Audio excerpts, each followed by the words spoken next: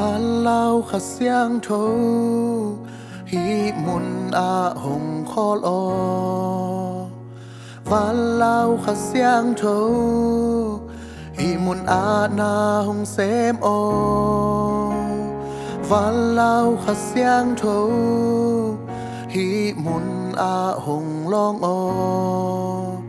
cả kỳ sắp bên un nắng đã hi và lao khát xiang thấu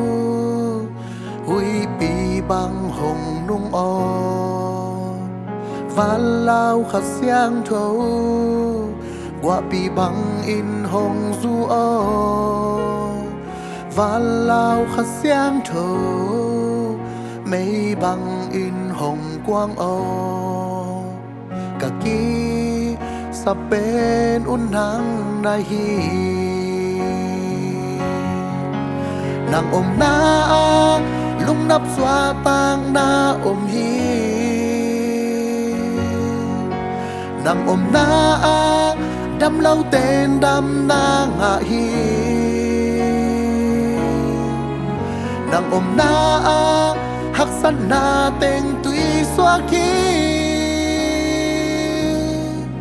khát xiang thấu o nắng công kỳ sam u hi